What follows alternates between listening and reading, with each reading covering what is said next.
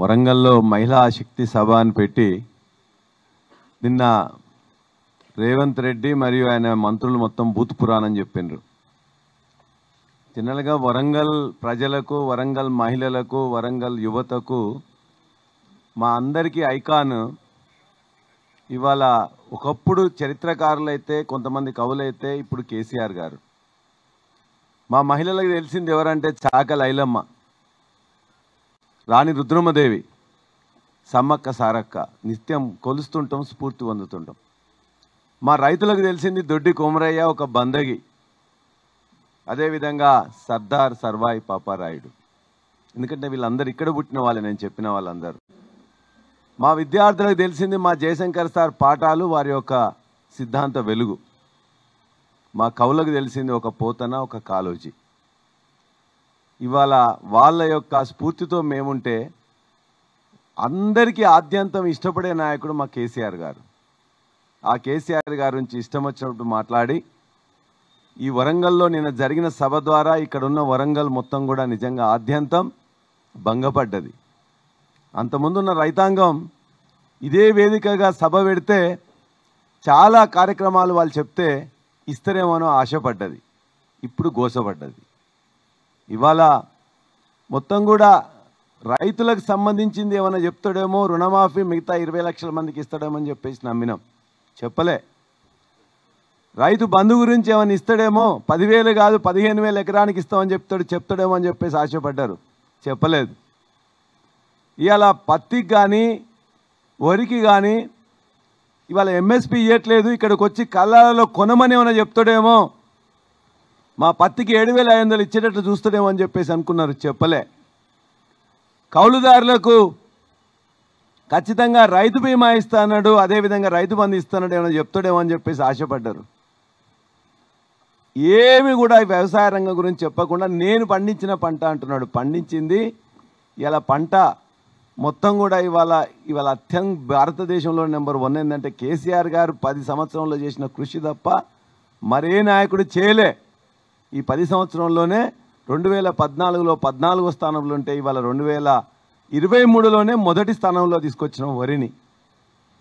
అనేక రంగాల్లో ఇవాళ పత్తిలో రెండో స్థానానికి, పామాయిల్లో మొదటి స్థానానికి తీసుకొచ్చిన కూడా కేసీఆర్ గారు.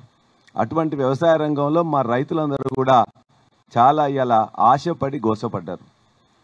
మా మహిళలు అందరూ కూడా బలవంతంగా వాళ్ళని తీసుకొని వస్తుంటే పోలీసులందరితో కూడా బెదిరించి వాళ్ళ ఏపీ వాళ్ళతో వాళ్ళందరినీ కూడా బుజ్జగించి తీసుకొని వస్తే మాకు 2,500 ఇస్తారేమో అని చెప్పి ఆశపడ్డారు.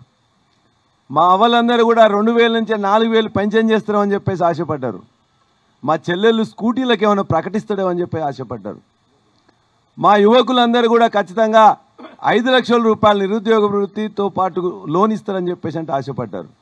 ఒక్క ఉద్యోగం కూడా ఇవ్వలే. 50,000 ఉద్యోగాలు మేము నోటిఫికేషన్లు ఇస్తే వాటి సర్టిఫికెట్లు ఇచ్చి, ఈవెన్ టీచర్లే కూడా మేము నోటిఫికేషన్ ఇస్తే రీనోటిఫికేషన్ ఇచ్చిండు తప్ప ఒక్క ఉద్యోగం ఇవ్వలే. 2 లక్షల ఉద్యోగాలు ఇస్తాడు, ఏమన్నా ప్రకటిస్తారు అని చెప్పి ఆశపడ్డారు. కానీ ఎవ్వరి కూడా మహిళా లోకానికి మొత్తం కూడా ఇవాళ వాళ్ళ అందరూ కూడా గోసపడుతున్నారు.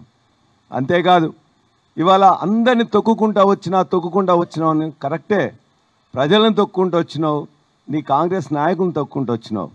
కానీ తొక్కడం నువ్వు నేర్పించినావు కదా. అందుకే కొడంగల్లో మా అమాయక గిరిజన రైతులు నువ్వు భూమి గుంజుకుంటా అంటే నీ యొక్క కాంగ్రెస్ నాయకులను చెట్లకు కట్టేసి తొక్కుతా ఉన్నారు.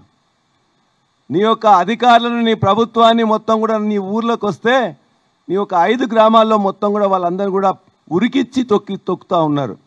నీ కుటుంబ సభ్యులు దొరికితే మొత్తం కూడా తొక్కుదామని చూస్తూ ఉన్నారు. తొక్కడం నేర్పించినావు కదా, ఆ తొక్కడం మాకు కూడా వచ్చు. కానీ ఖచ్చితంగా మా మహిళలకు, ఇక్కడ ఉన్న వరంగల్ మహిళలకు తెలిసింది మా ఐలమ్మ పోరాట తత్వం, మా రాణి రుద్రమ యొక్క ధీరత్వం, మా సమ్మక్క సారక్క యొక్క త్యాగం. ఇవన్నీ తెలుసు కాబట్టి మా వనితలకు, మా వరంగల్ వీర వనితలకు బూతులు రావు, రోతలు తెలియదు. రోకలు బండి పట్టడం తెలుసు, కారం కొట్టడం తెలుసు, కొడవలు పట్టడం తెలుసు. ఖచ్చితంగా అవే పడతాం, అవే చేస్తాం. నువ్వు ఒకటే చరిత్ర మర్చిపోకు. హిట్లర్కి ఏమైంది, ముస్సోలినికి ఏమైంది, డయ్యర్కి ఏమైందని చెప్పేసి చరిత్ర చదువుకో. ఒక అజ్ఞానిలా ప్రవర్తిస్తున్నావు, అహంకారిలా ప్రవర్తిస్తున్నావు. రజాకార్లను తరిమికొట్టిన గడ్డ ఇది. చాకల ఐలమ్మ ద్వారా పోరాటం తెలిసిన గడ్డ.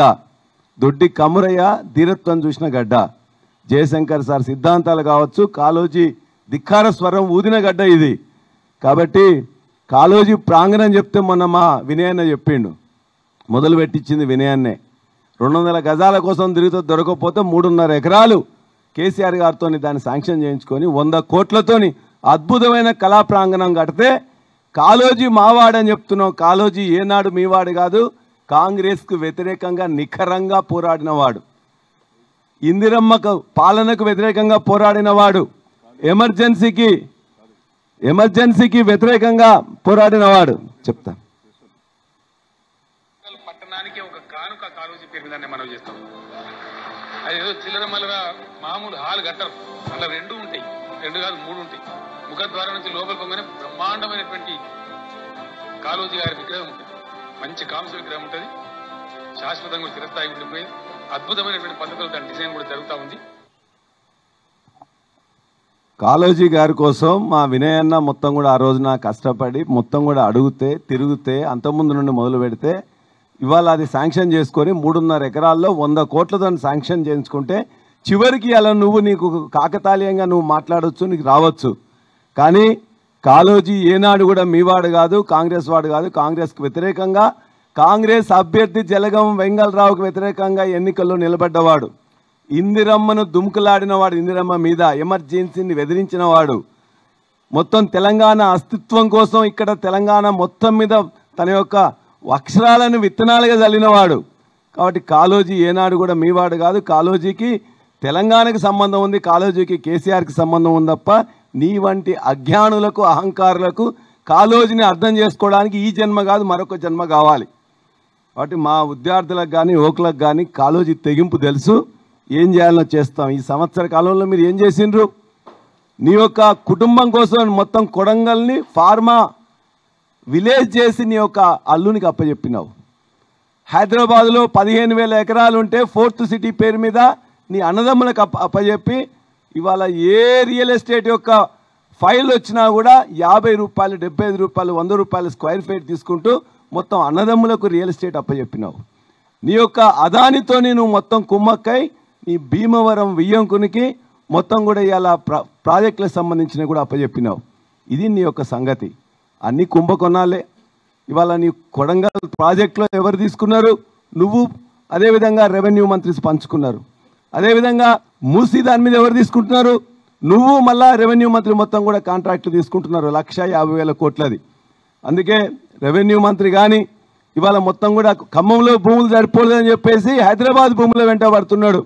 చూస్తున్నాం బిడ్డ, అందరినీ కూడా సంవత్సరంలో బందిపోటుల్లాగా ముఖ్యమంత్రి బంధువులు, రెవెన్యూ మంత్రి, ఆర్థిక మంత్రి మొత్తం ఒకరు బిల్లుల మీద, ఒకరు భూముల మీద, ఒకరు రియల్ ఎస్టేట్ల మీద ఇష్టం వచ్చినట్టు పడి మొత్తం కూడా ఈ 10 సంవత్సరంలో ఏదైతే అభివృద్ధి చేసినావో అభివృద్ధిని మొత్తాన్ని కూడా ఒక్కటే సంవత్సరంలో విధ్వంసం చేసిండ్రు.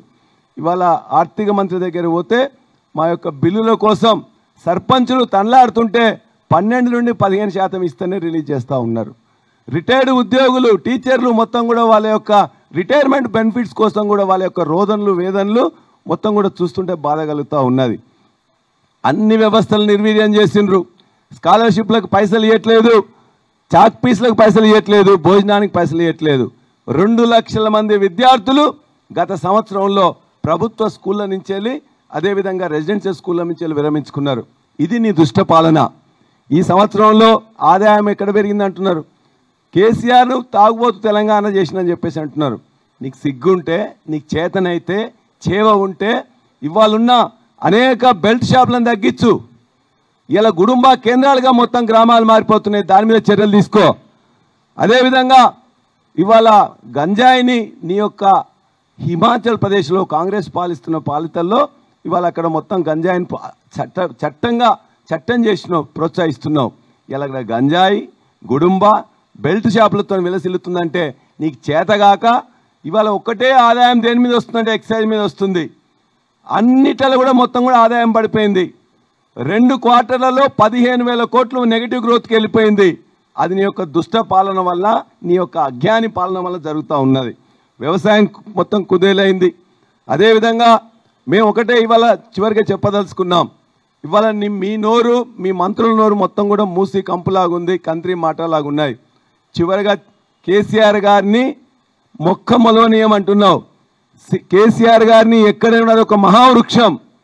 ఇక్కడున్న ప్రతి చెరువు నీళ్ళల్లో ఆయన అవపడతారు, పండిన పంటల్లో ఆయన అవపడతారు, అవ్వాల పింఛన్లలో ఆయన అవపడతారు, కళ్యాణ లక్ష్మిలో ఆయన అవపడతారు. అన్ని కొత్త జిల్లా కేంద్రాల్లో కేసీఆర్ గారు పెట్టి ఆయనే అవపడతారు. మెడికల్ కాలేజీలు ఆయన పెట్టి అక్కడే అవపడతారు. సూపర్ స్పెషాలిటీ హాస్పిటల్ ఆయనే అవపడతాడు. చివరికి నువ్వు కూర్చున్న కొత్త సెక్రటేరియట్లో నీ కుర్చీలో మొత్తం కూడా నీ కుర్చీ కానీ సెక్రటేరియట్ కూడా ఆయనే అవపడుతుంటాడు.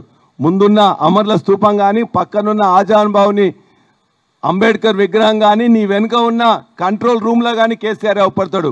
నీ నీడలా వెంటాడతాడు, నిన్ను మొత్తం కూడా భయపడతాడు, నీ సంగతి చూస్తాడు. వరంగల్ అనేది అదృష్టవశాత్తు అన్నిటికీ కూడా పెద్ద వేదిక అయింది. భారతదేశంలో కాదు ప్రపంచంలోనే అత్యంత పెద్ద సమావేశాలు పెట్టడానికి వేదిక ఇక్కడ అయింది. అదే తెలంగాణ రావడానికి దిక్సూచి అయింది. దురదృష్టవశాత్తు నీ యొక్క వేదిక కూడా, రైతు వేదిక కూడా ఇక్కడే అయింది. అందుకే ఖచ్చితంగా చెప్తున్నాం, ఒట్టేసి చెప్తున్నాం, ఇదే వరంగల్ వేదికగా కేసీఆర్ గారిని ఇక్కడికే మొట్టమొదటి తీసుకొని వచ్చి నీ దుముకులాట మీద, నీ యొక్క అరాచకం మీద, నీ యొక్క అజ్ఞాని తత్వం మీద ఖచ్చితంగా ఇక్కడి నుంచేలే ఆ పోరాటం మొదలవుతుంది. నీ మొత్తం కూడా కథం కావడానికి ఇక్కడే బీజం పడుతుంది. ఇదే వరంగల్ వేదిక వద్దని చెప్పేసి ఖచ్చితంగా ఒట్టేసి మేము తెలియజేస్తా ఉన్నాం.